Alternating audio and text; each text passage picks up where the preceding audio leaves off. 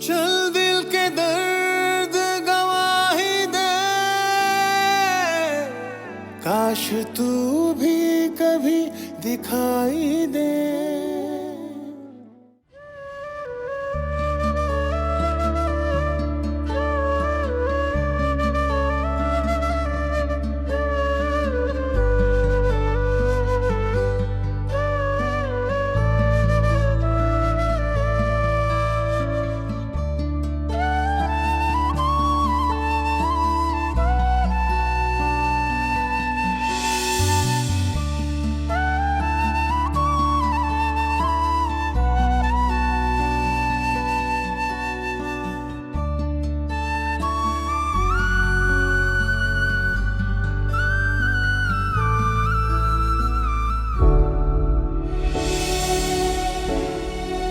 धोखा कौन किसको दे रहा है ये तो वक्त बताएगा,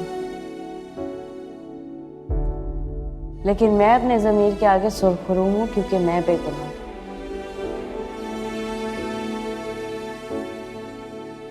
उम्मीद करती हूँ आपको भी सुरखरू ही पाऊं।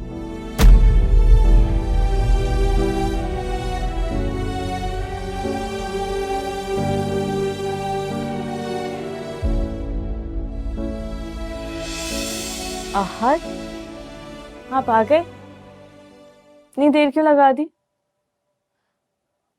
मैं तो बेबी के कपड़े समेट के रख रही थी। देखिए कितने छोटे छोटे क्यूट से है ना। आप तो चले नहीं शॉपिंग पे, मैंने अकेले ही खरीद लिए थे। अच्छा, मैं तो भूल ही गई, आपको भूख लग रही होगी। जाके फ्रेश हो जाए, मैं आपके लिए खाना गर्म करके लाती हूँ।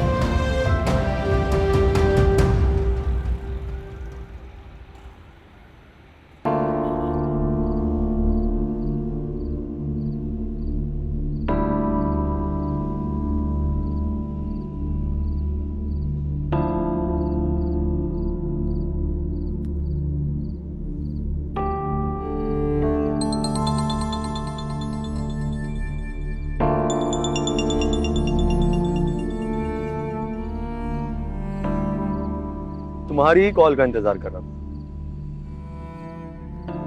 मुंह छुपा कर निकलने का ये बहुत अच्छा वक्त है सारिश। रात हो रही है, तुम्हें कोई नहीं देखेगा कि तुम कहां जाए। और जहां तक मुझे लगता है आहत ने तुम्हें धक्के देकर घर से बाहर तो निकाल ही दिया होगा। कहीं सड़क पर घूम रही हो या हमारे घर के दरवाजे के बाहर आकर खड़ी हो? अगर तुम कहो तो आकर वेलकम करो। वेलकम करने की ख्वाहिश जो तुम्हारे दिल में मचल रही है उसे कुछ अरसे के लिए संभाल के रखो। ईमान आप ही के लिए काम आएगी जब वो हमेशा हमेशा के लिए घर लौटेगी। एक सेकेंड, कहीं तुम मेरी आवाज को रिकॉर्ड तो नहीं कर रहे? क्योंकि आजकल हमारे दरमियान जो भी बात होती है वो आहत को सुना दी जाती है। बड़ी चालाकी से तुमने मेरे मुंह से एक बाले जुर्म करवा के मुझे उनकी नजरों में मुजरिम बना दिया। लेकिन देखो, तुम इतना कुछ करने के बावजूद भी अपने मकसद में कामयाब नहीं हो पाए। मैं अब तक इसी घर में हूं। मेरे बिछाए हुए जाल में इंसान हाथ पैर तो चला सकता है लेकिन निकल नहीं सकता। आह जानते हैं कि मैं बुरी हूं, वो ये भी जानते हैं कि मेरी वजह से ईमान और उन्हें बदतरीन दिन का सामना करना पड़ा। फिर भी उन्होंने मेरा कुछ नहीं बिगाड़ा। मोहब्बत करते हैं ना मुझसे। अपनी औकात मत भूलो तुम। बुरे दिन तो तुम्हारे शुरू होने वाले। जो जाल तुमने बिछाया है ना, एक दिन उसमें खुद आकर फंसो और तुम्हारा हाल वो होगा कि ना हाथ पैर चला सको और ना ही तुम्हारा दम निकलेगा, सिर्फ चीखती चिल्लाती। मैं साफ साफ देख सकता हूं तुम्हारा। आराम से, इतना शोर मत मचाओ, घर वाले जाग जाएंगे। और कहीं ऐसा ना हो कि उन्हें पागल खाने की गाड़ी बुलवानी पड़ जाए, क्योंकि मुझे तुम्हारा यही हाल नजर आ रहा है। पागल खाना, जहां पर तुम ईमान आपी की डिवोर्स के बाद जाने वाले।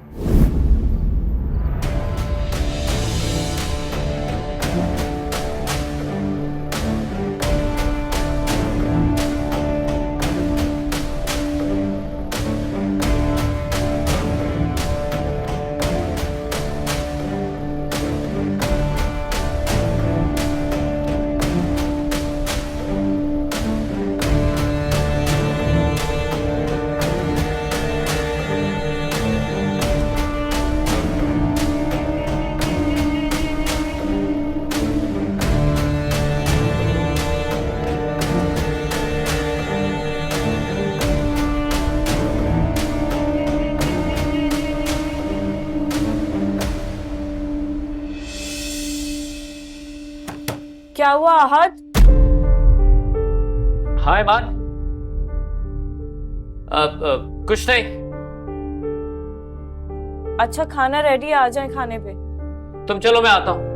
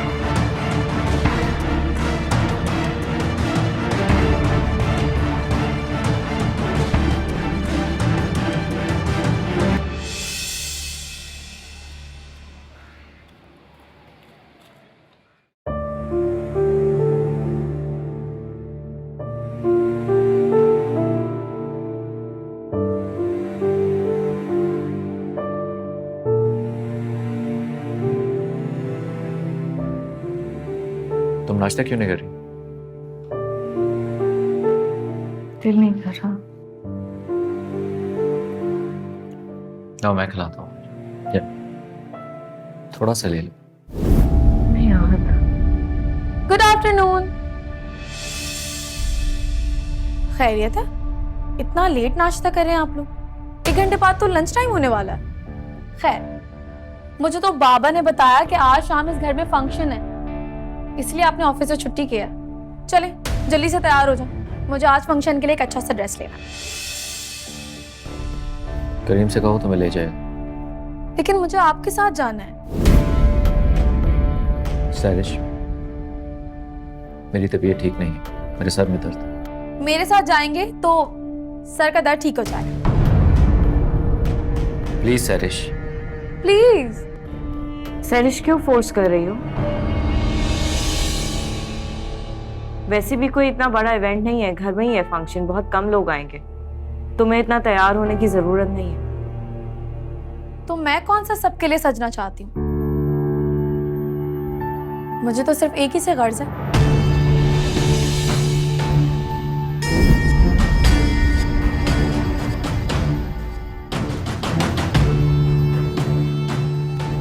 वही जिसके लिए फंक्शन रखा है, आपका डार्लिंग बेबी।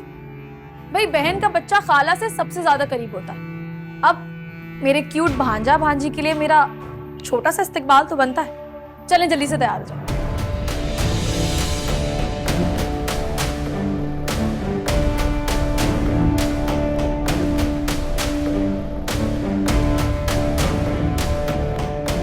तुम गाड़ी में बैठो, मैं आता हूँ। ओके, मैं इंतजार कर रही हूँ।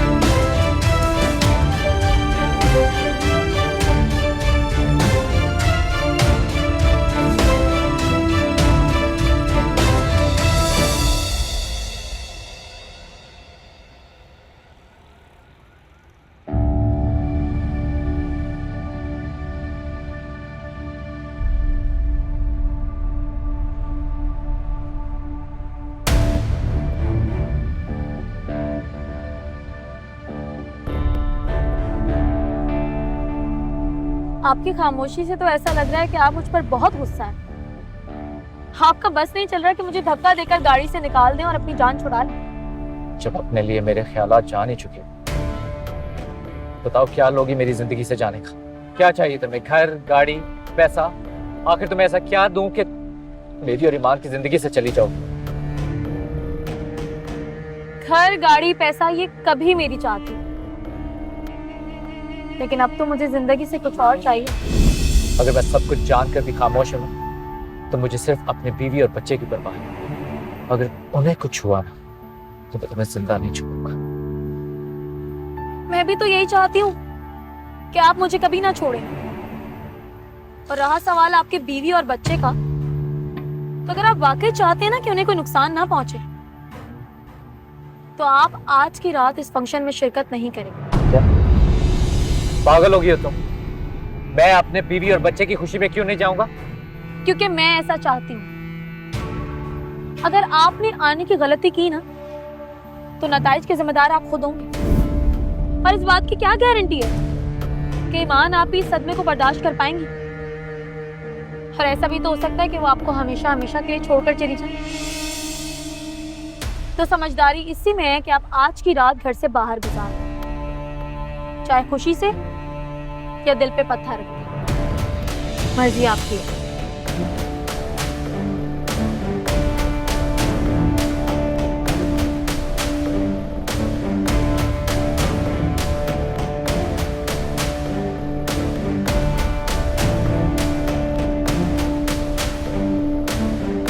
मेरी तो समझ में नहीं आता बीजान, इस खुशी के मौके पर खुश हूँ या इस बात का अफसोस करूं कि आहत को सब कुछ पता चल गया, फिर भी उसने कोई कदम क्यों नहीं उठाया?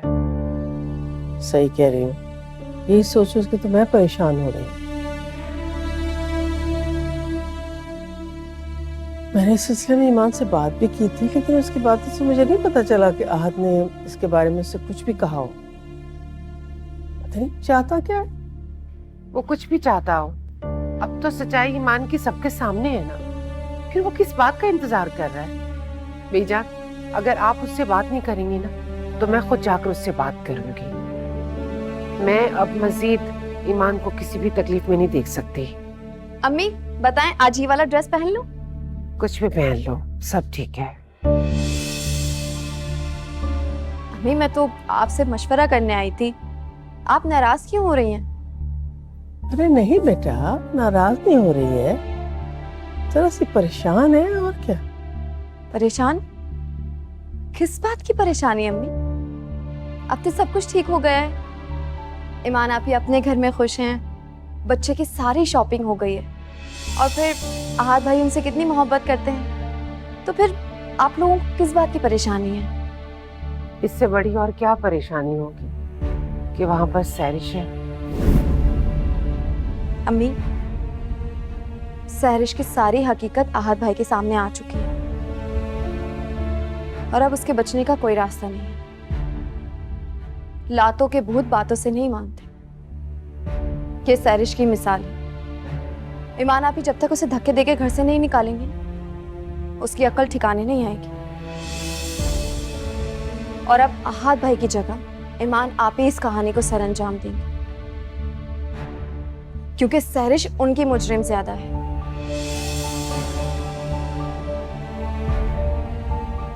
अम्मी इतनी खुशी के मौके पर ईमान आप ही आप लोगों के चेहरे पर परेशानी देखेंगे तो उन्हें कैसा लगेगा? प्लीज उनकी खातिर खुश रहें।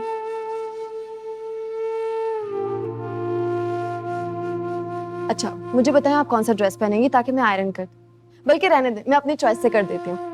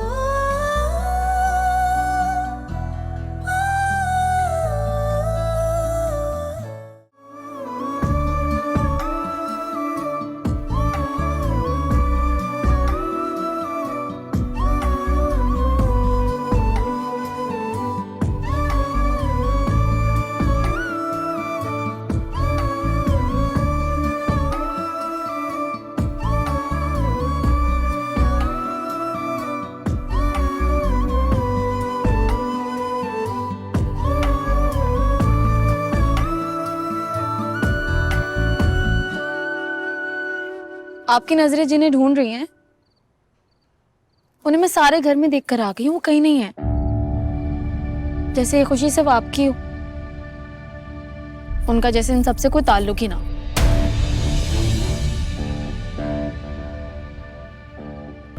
सब लोग मुस्कुराते हुए कितने अच्छे लग रहे हैं ना, लेकिन जिनकी वजह से ये खुशी है वो महफिल से ही गायब है। सब लोग क्या सोच रहे होंगे? क्या आप अब भी उनसे मोहब्बत करती हैं?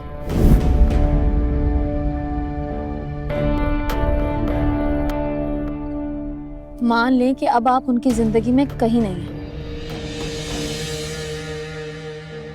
मैं उनकी जिंदगी में कहाँ हूं और कहाँ नहीं, ये तुम तय नहीं करोगी सरिश। तुम्हारे कहने या मानने से ज्यादा मैं अपने दिल की सुनना पसंद करूंगी, जो हमेशा यही कहता है कि आहत मेरे हैं, सिर्फ मेरे, और हमारे बीच जो भी है, अच्छा बुरा सही गलत, वो हम दोनों मियाँ बीवी का आपसी मामला है।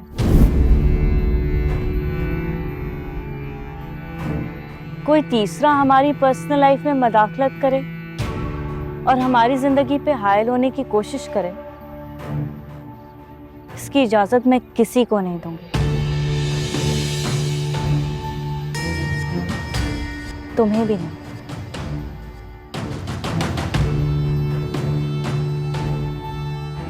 मुझे आहत पे मान है, वो आएंगे, जरूर आएंगे।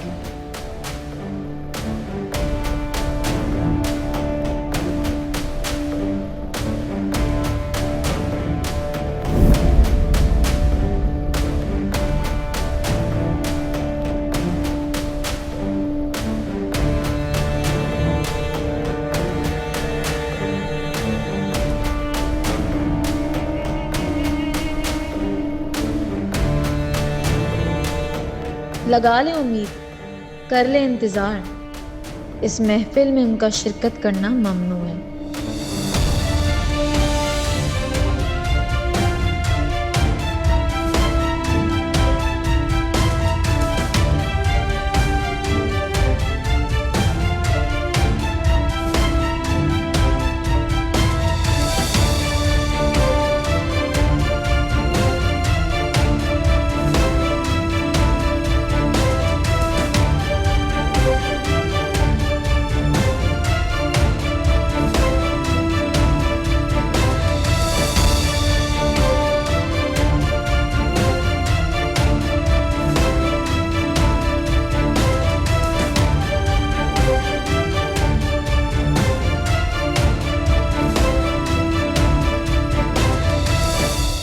कैसे हो?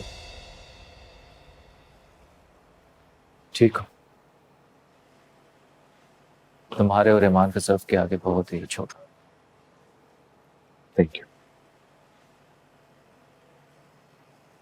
बात हुई ईमान से?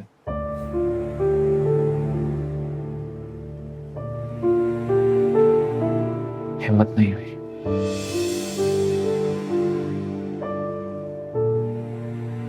तो हाथ बात करो उससे, वो बीवी है तुम्हारी। बेशक बीवी तो है वो मेरी, और बहुत ही नेक बीवी।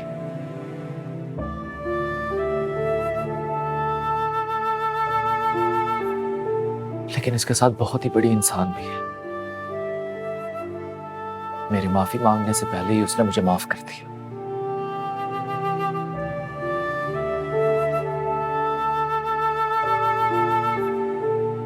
घिन आती है मुझे अपने आप से। अपने किस किस गुनाह की माफी मांगूंगा मैं उससे जाकर? क्या कहूंगा मैं उससे? जानते वो गिड़गिड़ाती रही, रोती रही मेरे आगे कि वो बेगुनाह है, लेकिन मैंने उसकी एक ना सुनी। मेरे बाबा भी मुझसे कहते रहे कि बेटा वो बेकसूर है, लेकिन मैंने किसी की ना सुनी। क्या कहूंगा मुझसे जाकर?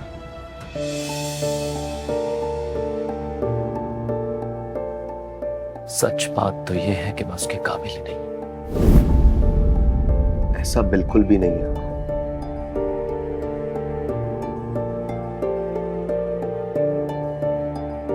खुशकिस्मत होते हैं वो लोग जिन्हें सच्चा प्यार मिले।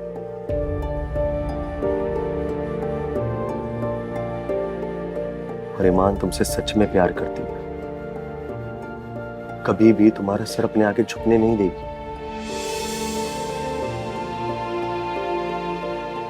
मानता हूं तुमसे गलतियां हुई, वो सारी गलतियां तुमने गलत फहमी में की है आहत। तुम्हें गुमराह किया गया था जैसे मुझे गुमराह किया गया था।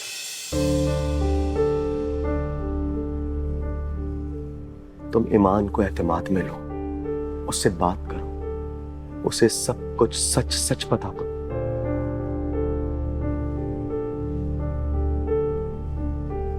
इससे पहले देवरू जी, सैरिश फिर से गुमराह करने की कोशिश ना करे, मुझे शक है। जाओ उससे बात करो, तो बात समझेगी तुम्हारी, यकीन करेगी तुम्हारी बात पे। तुम शौहर हो उसके।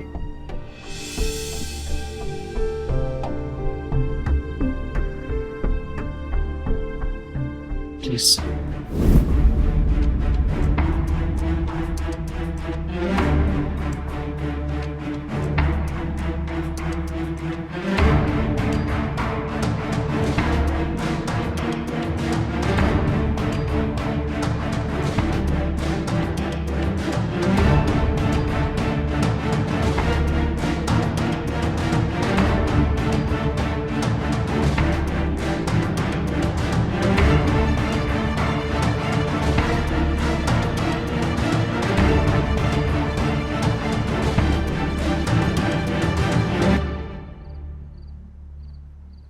आलम मियां, इतनी बड़ी खुशी का मौका है और आज का कोई पता ही नहीं कहाँ रह गया। हाँ, बस आज सारा दिन ईमान के साथ ही रहा। मेरा ख्याल है किसी काम से निकल गया होगा, आता ही होगा।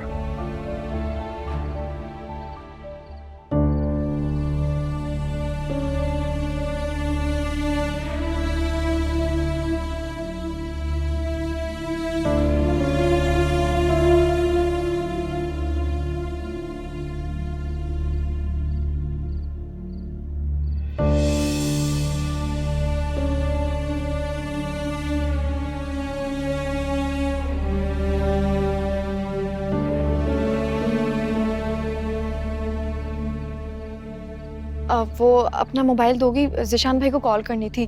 मैं पता नहीं अपना मोबाइल कहाँ रख के भूल गई हूँ। इतने लोग हैं, तुमने क्यों फोन इधर उधर रख दिया? हाँ, वो मैं ढूंढ लूंगी। प्लीज दो ना, भाई को कॉल करनी है। जल्दी लेकर आना।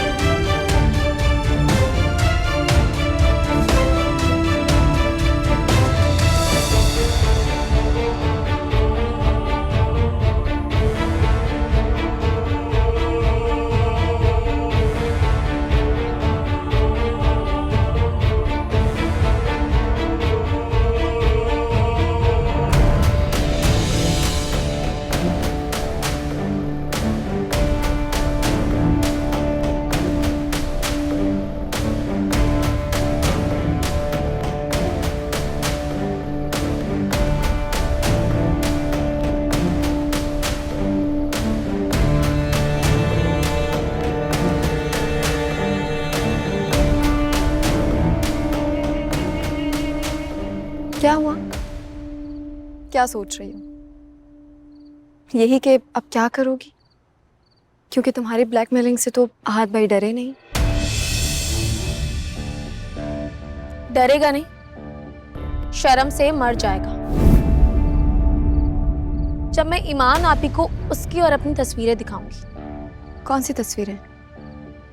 वो जो उनकी नींद में नाजायज फायदा उठाकर तुमने तस्वीरें बनाई थी, वो तो डिलीट हो चुकी।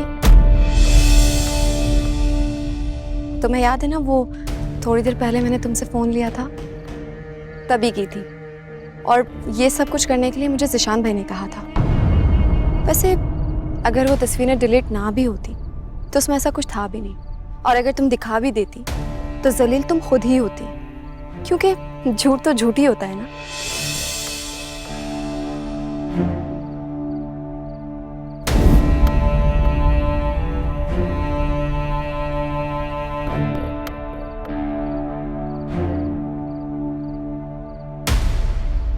तुम्हें तो मैं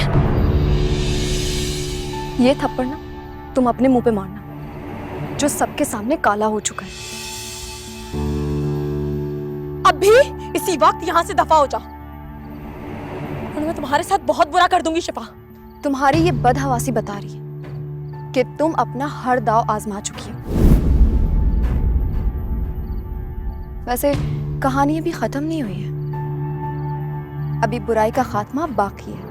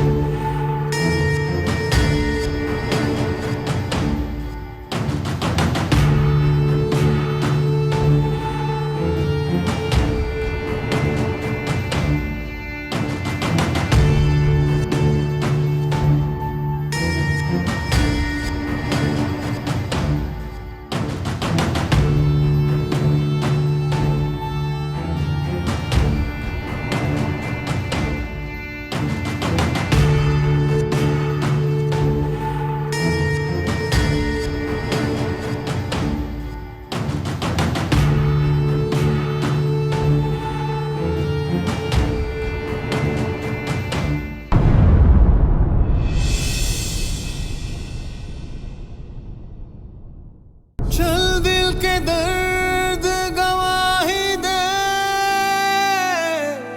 काश तू भी कभी दिखाई दे।